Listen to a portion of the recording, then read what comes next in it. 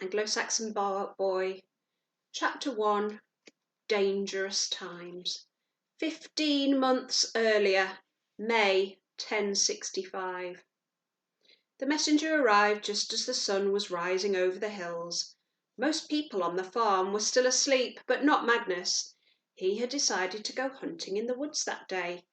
He was leaving the hall with a spear in his hand and a couple of hounds from the farm's pack at his heels, when he heard someone calling from beyond the gates.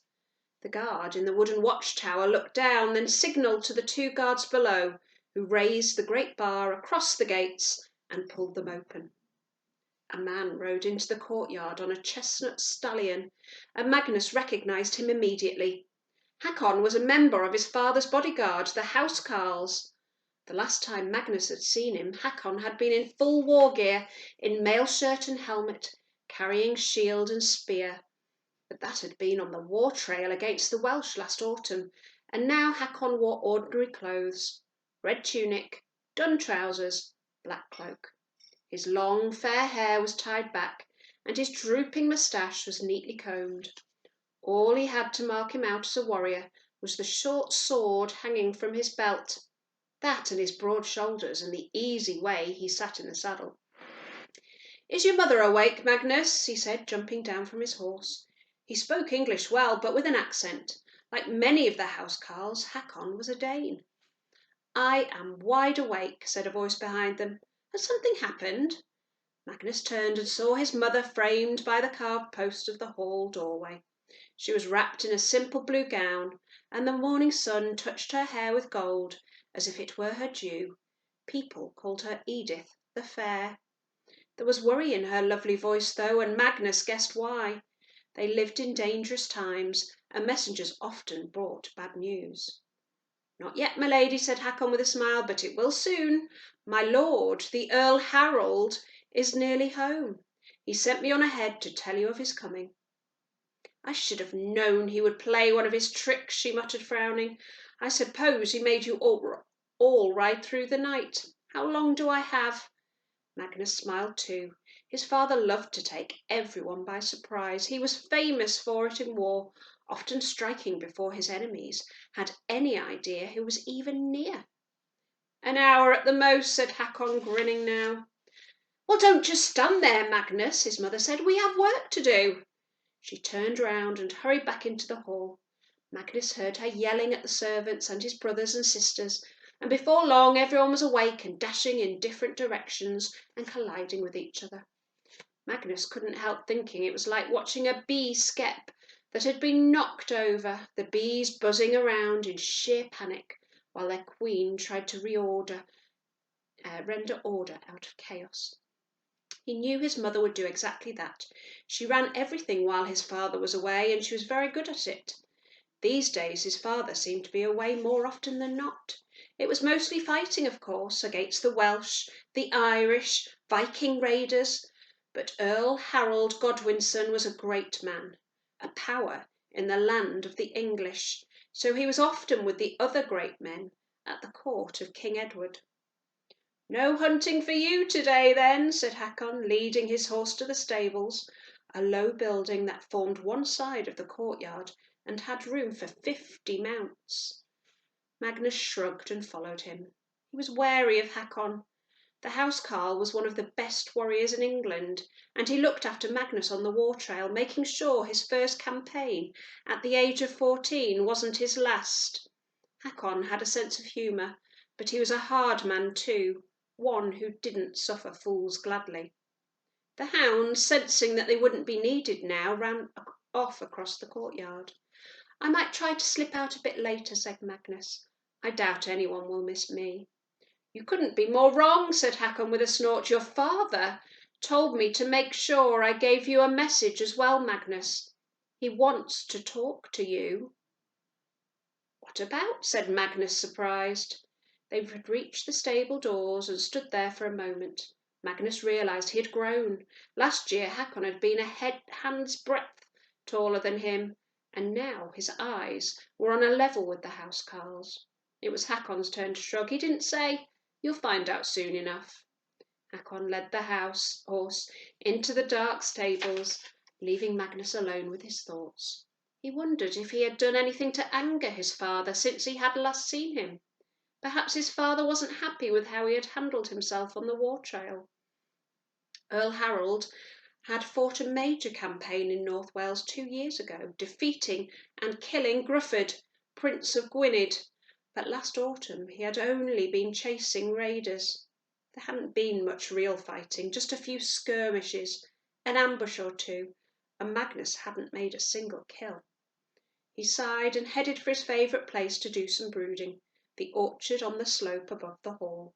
He stuck his spear into the ground beside an apple tree and sat down, his back against the trunk. Stretched out below him was the whole farm, although Magnus knew that was far too small a word to describe the family's rich holding. At its heart was the great hall, with its long whale-backed roof and crossed beams on both ends.